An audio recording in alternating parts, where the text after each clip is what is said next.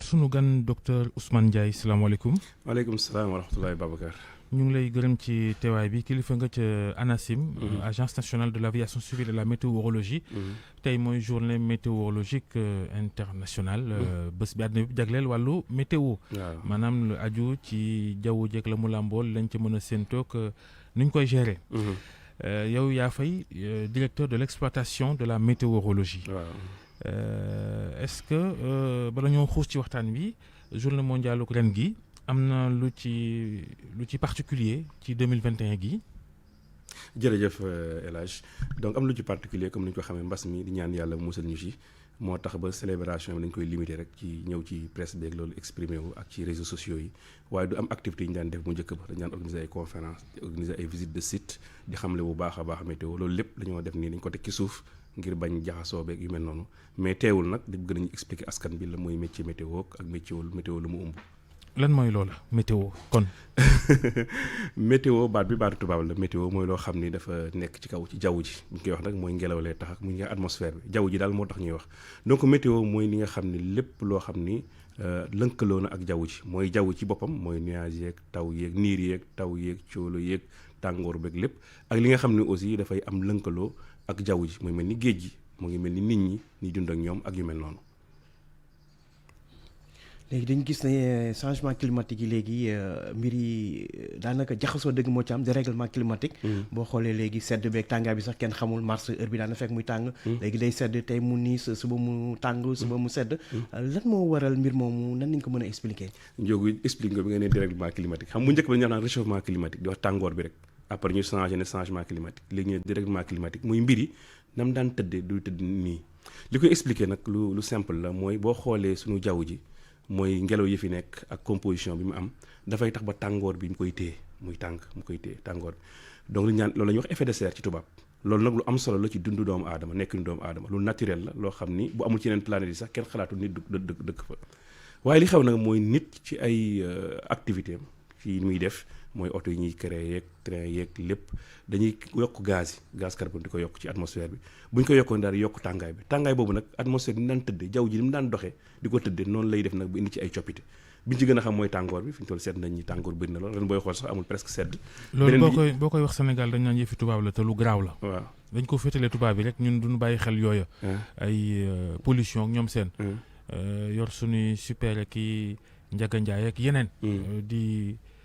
saxaaral jaww ji. te baaxul ci sunu dundin. baaxul suñu dund waaw dañu ko jëlee tubaab waaye nan la du noonu ñëpp la affecté ñun sax la gën a affecté booy xool ndax ñun moom suñuy jumtuwaay bëriwul suñuy moyen bëriwul donc loolu bu ñu dalee ñun du ñu mën a li ñu naan adapté du ñu mën a dund ak moom du ñu mën a am li nga xam ni dañ ko mën a utiliser mën a dund ak moom moo tax ñu war cee góorgóorlu bu baax a baax pollution bi gis nañ feebar yu bëri yi muy indi xam naa du ma docteur waaye docteur mën na ci wax lu bëri gis nañ géej gi topp gis nañ ko avance de la mer muy érosion côtière gis nañ ko moo loo xam dañoo affecté parce que boo xoolee secteur tourisme lu am solo la suñu koom-koom te boo xoolee léegi plage yu bëri kuñ commencé disparaître ngir géej gi nga xam ne mu ngi indi te loolu nag changement climatique moo koy indi boo xoolee ci mbirum mbay mi gis nañ ko mbay mi léegi ni mu daan tëdd daaw tëdd taw yi léegi day ñëw di ñëw yenn saa ñaan kañ la taw bi di commencé yenn saa taw bi teel a commencé yu mel noonu mbënd mi gis nañ ko temps yi at yi njëg yëpp suñu problème yëpp mooy mbënd mi taw yu bëri 5 septembre yu passé gis nañ li xew donc yooyu yëpp manifestation ñu gis mooy jeexinte li nga xam ni mooy tàngoor ci jaww ji di ko indi donc li muy gën a jeexante ci ñun mu ëpp solo fopp li muy gën a jeex ci Europe léegi nag li xew mooy comme tàngoor mooy li nga xam ne mooy li gën a manifeste te ñun dañoo min tàngoor ba dañuy yaakaar ni donc du lu garaaw mais moo tax bëgg naa la laaj bala ñoo delluwaat ci taw bi seddaay dafa mel ni dafa jeex Sénégal ren boo jëlee ci misaal ay fan rek la sedd wu tar wu tax ñuy wax bu weesoo xëy na Ndakaaru ak Ndar ak Cap Skirring mooy dëkk yi nekk ci wetu géej gi xëy na ñoo amum péex tuuti waaye biir réew mi sedd ba tuuti la fa doon ren est-ce que mën nga ñu wax ba xam xayma ngeen ko ba xam lu tax ak loola moom dina am saafaraam déet. waaw xayma nañ ko parce que météo amul frontière ñun ñëpp dañ ciy liggéey scientifique yi te sénégalais yi am nañ ñu màcc seen xam ne màcc lool ñu publié yu bëri ci loolu donc bu ñuy gam-gamle c'est-à-dire di comparer sedd yi ñu mës a am commencé novembre décembre janvier ba jàpp tuuti février comparer ko yu njëkkee dañuy xool ni changement am la ci bu bëree bëri booy xool léegi seddaay bi non seulement dafay gàtt mais seddaay bi encore mooy gën a tuuti comme ñu daan am donc loolu li ko indi mooy dëgg changement climatique ni ma ko waxoon ñu koy wooyee ci tubaab réchauffement climatique mooy tàngoor mooy boo xoolee jaww ji li nga xam moom la ñuy yóbbu mu nga xam ni mooy oto yi ñuy yóbbu ak poussière yeeg pënd yeeg yooyu ñuy sànni ci jaww ji dafay tax tàngoor bi nga xam ne moom la suuf si di yëkkat di ko war a envoyé da koy téye boobu mu koy téye nag mooy yokk tàngoor bu yokkee tàngoor bi nag moo tax seddaay bi di gën a néew donc yooyu la mais nag dañ ko war a xam ni at yii di ñëw dañ koy gën a gis muy continuer waaye nag des fois dañu am ay vague de fraîcheur booy xool des fois di nga gis ay période yoo xam ñaari fan la sedd bu doy waar mooy daal di jeex donc li ñuy remarqué daal mooy seddaay bi day gën a gàtt ensuite sedd yi mu daan sedd bu njëkk ba léegi dootuñu ko amati sedd yu ndaw donc loolu gis nañ ko bu ñu gam-gamlee natt yi ñuy natt ci données yi waaw. loolu mbir yooyu yëpp li ko indi mooy nit ñi parce que ni nga waxee wàllum pollution beeg yëpp nit ñi tàngaay bi yu su bëri nit ñi ñoo koy occasionné tey lan ngeen di wax est-ce que yéen a ngi ñaax nit ñi ngir ñu moytu lépp loo xam te ne mën na yàq jaww ji ba indi ay jafe-jafe. waaw xam nga ANACIM muy agence nationale de l'aviation sur la météo li ñu état bi dénk da cee bokk lépp lu jëm ci mbirum météo di ko saytu di mën a jàppalanteeg aussi askan wi moo tax li ñuy njëkk a def mooy sensibilisation dafa am solo donc dañuy organiser ay caravanes di organiser ay formations surtout association yi nga xam mooy association mbooloo association bay nappkat yi muy CLPA association pêcheurs association agriculteurs yi yëpp ñuy waxtaan ak ñoom di leen expliquer lii xew nii dafa am loo xam ne moo ko sooke di waxtaan ak ñoom di leen expliquer ci ay anam yu simple am nañ ay vidéo am nañ ay plaquettes yu ñu leen di wan am nañ ay jeux de théâtre sax ñuy def di leen expliquer ni vraiment lii di xew mooy changement climatique te li ko sook comme ni ko waxee mooy nit ñi mën nañ ko arrêter ni ñu ko mën a arrêter mooy fexe ba ni ñuy dundee ak li ñuy produire ay gaz ci oto yeeg ci yu mel noonu ñu mën ko wàññi bu baax a baax a baax ak suñuy mbayin di leen ko expliquer di fexe aussi di leen jàppale ci ni ñuy dundee parce que changement climatique am na ba pare léegi il faut ñu xool nan la ñu mën a def ba mën a dëkk ak changement climatique moo tax ANACIM ci activité am dafa organiser li ñu naan ay système d'alerte précoce fexe ba ñi nga xam ni seen liggéey dafa lënkaloo directement ak météo muy baykat yi ak sàmmkat yi ak nappkat yi ñu leen di yëgal des fois que bu dee am na ay événement extrême ay géej goo xam ni dafay gintax yi dafay rëy ay taw yu metti yu mel noonu ñu mën leen koo yëgal à l'avance ñu mën a préparer comme seen moyen bëriwul seen i jumtuwaay bëriwul ni ñu mën a fexe rek ba fexe ba ñuy mën a farlu bu baax a baax fargu di préparer pour mën a affaire balaa muy ñëw ñu mën ko yëg pour mën a xool la ñu mën a jël seen jumtuwaay donc loolu liggéey nañ ci liggéey bu yaatu. mais am na loo xam tamit jaaxal nañu lool. ndax Sénégal ñu jël météo boole kook aviation civile. mu doon agence nationale de l'aviation civile. et de la météorologie. te moo ne li ñuy wax météo aéronautique 3% la rek ci xeetu météo yi am ci àddina loolu est-ce que moom lu jaadu la itam jël météo dugal ko ci aviation civile mu ëmb lépp ndax am na météo agricole mooy soxal mbay meek ñoom seen météo maritime gaal yeeg bateau yi lu tax Sénégal jël météo dugal ko ci biir agence bi yor wàllu avion yi. waaw wax nga laaj bi am solo laaj bi dafa am tontu yu bëri benn mooy historique li xew mooy booy xool météo Sénégal wala météo Afrique yëpp boo xoolee ñaan ASECNA bi ngeen xam publicité ma dara mooy ñoo moo ko créé parce que avion moom mënul daw sans météo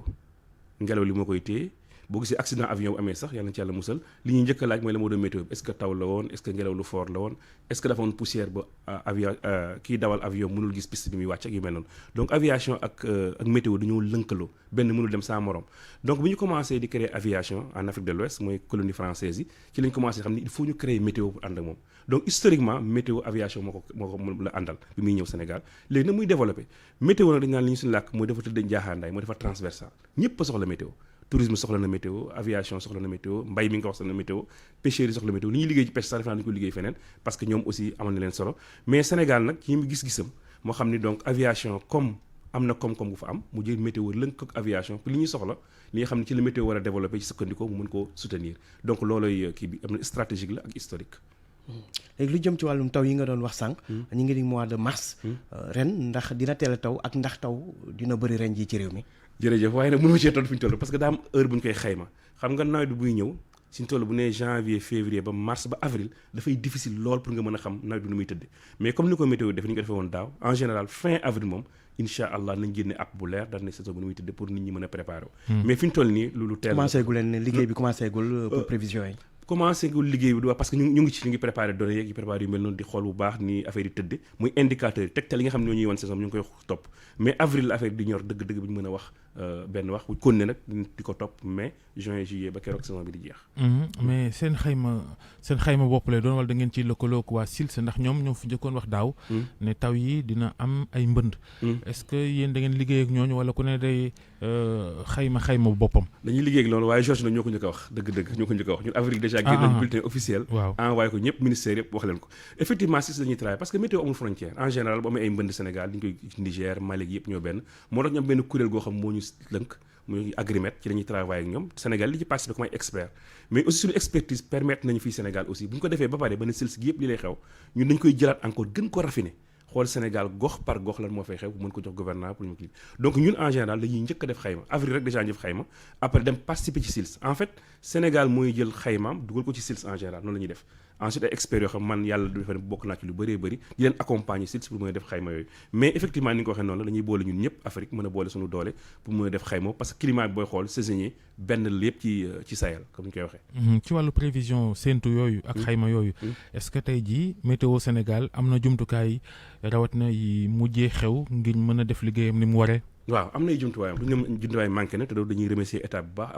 accompagner travers projet yi mooy coopération yi am ak yu mel noonu ak aussi nit ñuy jàppale waaye nag dañ daan doyul loolu la ñuy wax parce que tey fi ñu toll boo xool expertise bi ñu am nombre de docteurs yi ñu am nombre de ingénieurs au niveau international tey Sénégal moo na toog benn niveau bu gën a kawe. yow ci nga bokk moo tax ma laaj la ko ndax liggéey nga ci kàngam nga ci yëf yi lu ci mel ni Katarina ga amoon ci Amérique sax liggéey nga ca. waaw la nga gis foofu ak la nga gis fii xam nga ni wutee na de xam naa da ngay naayisal rek. waaw boo ko bëggee noonu naayisal déedéet mais li ma bëgg a wax rek mooy effectivement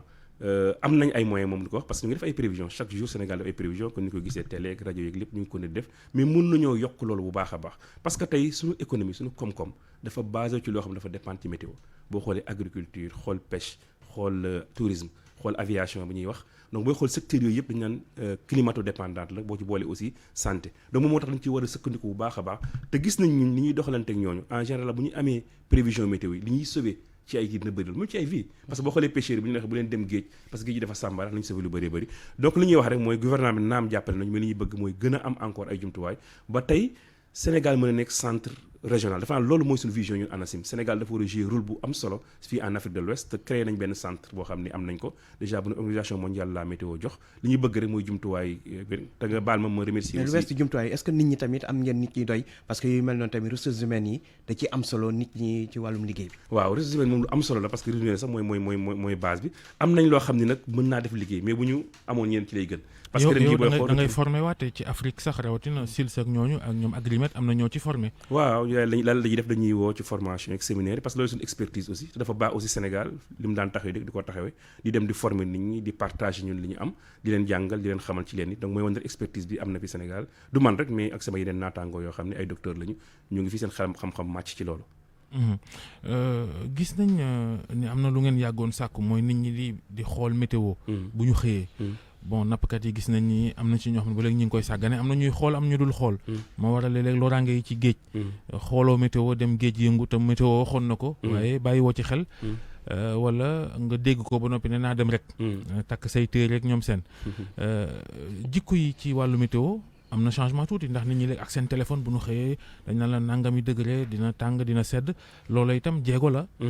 am déedéet oui waaw loolu la sax def nañ ay suivi évaluation boo xam ay natt dem laaj nit ñi ay enquête gis nañ ci soppite bu ëpp surtout boo demee ci mbirum baykat yeeg yooyu da ngay gis soppite ko bu rëy tey boo xoolee suñu mbokk nappkat yi dañuy wax balaa ñuy dem géej dañuy xool météo ba pare balaa ñuy dem boo xoolee ci plage boo xoolee fii Soumbédioune rek di nga gis ni am na benn drapeau boo xam ne fa lañ fi samp bu dee géej gi dafa war a sàmbara drapeau bu xonq la ñuy sañ pour bu leen dem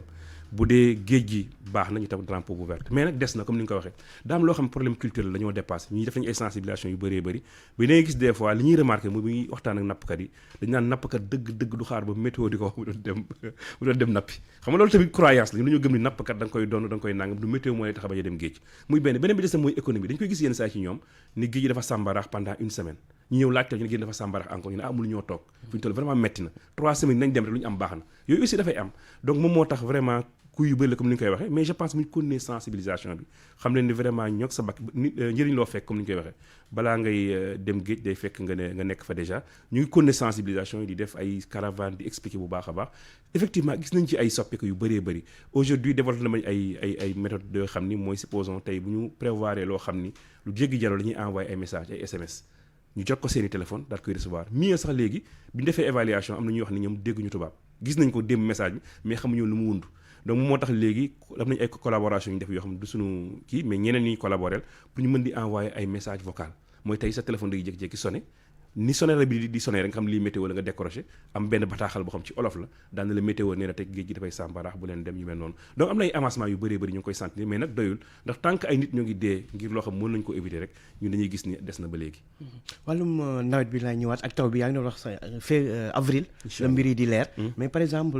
di arrivé ngeen def des prévisions à moyen ou long terme par exemple ne at yi kat nangam mbir yi dina demee nii est-ce que par rapport à ci loolu mën nañ nag ñi njort ne ren nan la tendance yi lan la joxe. waaw xam nga booy xool dañu naan prévision rek mais app yi prévision yi dafa façon bëri am na prévision xam ne comme li xew suba ngay wax am prévision xam ko ni ñu ko waxee ay 10-20 jours am mois am prévision day dem ba ci ati at léegi li ñu gis moom mooy tàngoor bi moom tendance am mooy croissance day gën di tàng loolu gis nañ ko mooy li gën a leer changement climatique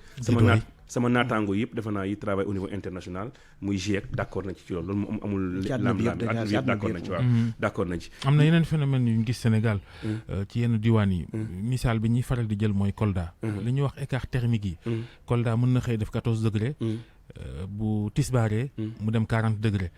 am na sax njeexital ci wér-gu-yaram nee nañu looloo itam lu yéema la te gënul daal waaw lu yéeme la gënul ci santé parce que li ñaan variation diurne bi lu am solo la te des fois nit ñi duñ ko choc thermique yooyu dañ koy gis xam nga da ngay dégg ñu naan kii doon nekk di waxtaan léegi la julee tàkkusaan rek mu daanu rek ñu ne dem na yu mel noonu choc yooyu moo koy indi en général li koy indi nag en général mooy des fois dañuy nekk période bi nga xam ni mooy période seddaay la normal supposons comme période bi comme boo léegi ki ci suba gi dañuy gis dafay sedd mais nag soleil bi yenn saay ak effet bi mooy dem ba indi yenn température yu xam ne dafa jéggi dayoo ci ngoon gi rapidement nga gis température bi commencé yu jóg nga gis ne écart boobu nag moom mooy indi yenn problème surtout ci gox yi nga xam ni amuñu géej yi amul géej en général nga koy gis parce que bu dee géej ñu naan géej day modérateur thermique géej dafay tax ba ndiir yi du mën am changement bu rëy boobu donc dëkk yi nga xam ne lépp dañoo nekk sur le continent comme ni ñu koy waxee jàpp Kolda Linguère Tamba yu mel noonu donc période yu mel nii dañ koy gis souvent surtout période charnière période bi nga xam ne day jóge ci tàngoor la seddaay lay jóge di ñu ci tàngoor lu ñuy faral di gis la en général am na loo xam ne itam bu ma ko laajee ñu ni maa koy laaj waaye laajuma ko koor gi moom ren dana sedd wala dana tàng. di ci daa ragal koor moom daa ragal koor d'accord léegi koor gi xam nga ko weeru moo ci war a des wala lu koy matu ko sax matu ko incha allah rek dinañ leen jox app yi xam naa ndax fin du mois mars bi war nañ def yeneen app pour wax ni avril bi na lay tëdd incha allah donc boo leen demee suñu site web wala suñuy bulletins yi ñu envoyé nañ ci jox ay app ci koor gi incha allah. foog ñu wax ci baykat yi nag. ak taw yi. dañoo gis ni dafa mel ni nawet daa tuxu Sénégal. daan taw mois de mai teel a jeex. waaye léegi yéex a tàmbale yéex a jeex. est-ce que mën nañoo jàpp ne définitivement que ni diir ba nawet daan am ci réew mi daa tuxu léegi. waaw mën naa ko waaw dafa tuxu bu ñuy xool tendance yi bu ñuy xool rek calculer supposons bu ñu naan moyenne yi kon ki daan xew ci fukki at yi mujj ak fukki at yi léegi dañuy gis ni am na benn tuxu bu ci am mais des fois yenn at yi yenn saa yi dañuy gis mu teel loolu commencé mois de mai ci yenn gox yi nekk ci suuf surtout donc loolu aussi moom mooy signe changement climatique comme ni ma ko waxee woon sànq donc effectivement nawet bi moom ni muy tëdd léegi dafa doy waar surtout boo xoolee Babacar mooy des fois dañuy gis première taw mu taw après mu toog diir bu yàgg tawul loolu nag mooy problème bi gën a rëy ci baykat yi moom bu tawee dañuy yaakaar ni taw na tooy na ñu ji n'est-ce pas bu ñu jiyee nag après mu xool ay 1 mois de taw donc li ñu jiyoon yëpp ñu perte ko moom moo tax ñun loolu mooy suñu problème bi gën a rëy mooy premier taw amee rek dañuy profité na taw na naam waaye ñun bu ñu xoolee jaww ji ni mu tëddee gis nañu nawet bi ñëw gu duggul dëgg-dëgg taw boo xam ne dafa jógee Mali rek ñëw daan ñuy laal moom moo tax ñun li ñuy travail baykat yi aussi bëri na loolu leen accompagner pour boobu ji boobu ñuy def ak ensuite des fois suuf si dafa ñàkk doole engrais xam nga lu am solo la des fois dañuy def engrais rek ngoon gi mu taw engrais bi yëpp lessivé wu comme ni ñu koy waxee yu mel noonu donc yooyu yëpp leen ci accompagner naa leen attention bu leen dem tool ak yu mel noonu ak dënn yi aussi gis nañ ni lu am solo la temps yi dañuy xool day jël faat ay bakken yu bëree bëri yooyu aussi dañu ko ne di sensibiliser di loolu nag c'est pas normal ah fii àddina toll ay dënn di rey ay nit te jumtukaay disponible waaw jumtukaay paratonnerre war nañ ko mën a am ci réew mi waaw gis naa direction de la protection civile def liggéey bu am solo ci xayma fan la paratonnerre war a am naa ñu ngi ciy def defe naa ne boo leen invité ñoom nañ ci mën a wax ju sori waaw dënn moom mën nañ ko éviter ak paratonnerre mais des fois aussi xam naa ni moyens yi peut-être moo dul doy ngir loolu te peut-être duñ ko mën a def fépp jërëjëf docteur Ousmane Ndiaye yow yaay directeur de la prévision météorologique ca ANACIM di bànqaasu nguur gi nga xam moom lañ dénk wàllu avion yeeg wàllu météo tey mooy journée météorologique mondiale noonu ngeen ko tuddee mën nañu wax rek journée mondiale météo pour gàttal ko ñu lay gërëm ci waxtaan wi nuyu ñu mbokk yëpp ñoom sunu xarit yooyu njoogu ñu mu sax ñoom Pam Ngor ak xeet googu waaw incha allah jërëjëf Babacar kontaan nañu dal bi te ngeen insisté ci wolof bi nag météo moom ginnaaw ngeen bëgg mu jote ci ñëpp rek ñu insisté ci wolof ndax dañoo yàgg gis ni français lañ koy def ngeen yor bant ba rek di tabb naan fii ak fa wolof bi am na solo làkk réew mi incha allah nañ ci góorgóorlu bu baax jërëjëf Babacar jërëjëf docteur Ousmane jaajëf Ndiogou jaajëf Assoumbe nag ñamu toogal